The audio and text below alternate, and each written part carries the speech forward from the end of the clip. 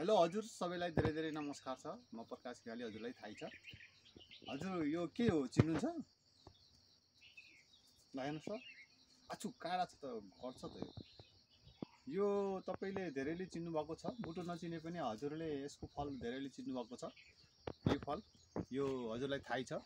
नेपालीमा यसलाई कागती भन्छ, हिन्दीमा चाहिँ निम्बु भन्छ भने इङ्ग्लिसमा लेमन भन्छ, हजुरलाई थाहै छ। यसको खेती कसरी गरिन्छ भन्ने कुरा मैले एउटा केही जानकारी गराउँछु।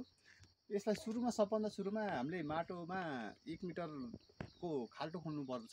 त्यसमा चाहिँ हामीले मलहरू मिसाउनु पर्छ, जस्तै भैँसी कुहेको मलहरू मिसाएर अनि गएर खरानीहरू आगोको मात्राहरू मिसाएर अनि तपाईँ हल्का त्यो माटोमा किरा नलाग्ने दबाईहरू पनि हाल्न सक्नुहुन्छ। तर गाउँघरमा हामीले खासै त्यो दबाई चाहिँ हाल्दैनौँ, नहाले पनि यसको राम्रो हुन्छ। हाल्नै पर्दैन, गाउँघरमा त्यस्तो हुँदैन। हामीले नेचुरल आफ्नो तरिकाको अर्ग्यानिक तरिकाकै फलहरू खानुपर्छ। यो पनि मैले त्यही किसिमले हालेको, दबाई नहालेको।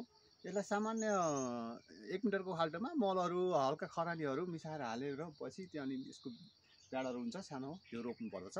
अनि रोपेपछि हजुरले बेला बेलामा त्यसलाई सानोलाई पानी दिइराख्नु पर्दछ। अनि त्यसपछि पानी दिइरहेपछि हल्का झारहरू आउन सक्छ, झारहरू गोडमेल गरेर सफाइ गर्नुपर्छ। यसले तपाईँको हाम्रो यो लोकल जातको हो। लोकल जातले तपाईँलाई 2 देखि 3 वर्षभित्रमा यसले दानाहरू दिन सक्छ, उत्पादनहरू दिन सक्छ। त्यसपछि हामीले यसलाई धेरै चिजमा प्रयोग गर्न सकिन्छ साथीहरू। बिहानै उठ्ने बित्तिकै तपाईँले यसको कागती पानी हल्का नुन हालेर खाए पनि शरीरलाई धेरै फाइदा हुन्छ। शरीरमा भएको एसिडहरू यसले फाल्दछ। थोरै मात्रा खानुपर्छ, धेरै मात्रामा होइन। अनि गएर चामा पनि तपाईँले हालेर खान सक्नुहुन्छ। अनि गएर अचारहरू, सलादहरू विभिन्न किसिममा खानुपर्छ। धेरै फाइदाहरू छ यसको। बेफाइदा त्यस्तो खासै केही छैन, धेरै नै फाइदा मात्रै छ। त्यही भएर हजुरहरूले पनि आफ्नो घरमा 1-2टा कागतीका बुटाहरू राख्नुभयो भने अर्ग्यानिक खानाहरू, घरकै खाना। अनि चुकहरूको बाहिरमा बजारमा रहेको अरू त्यो अमिलो जातका चिजहरू प्रयोग गर्नुभन्दा आफ्नो घरमा अचारहरू बनाउँदाखेरि पनि कागती निचोरेर कागती प्रयोग गर्ने भने स्वास्थ्यको लागि पनि धेरै फाइदा हुन्छ।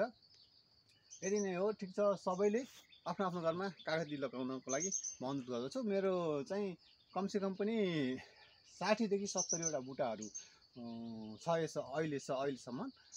अरू हुर्किँदैछन्, यता पनि लगाएको छ, माथितिर पनि छ। ल सबैले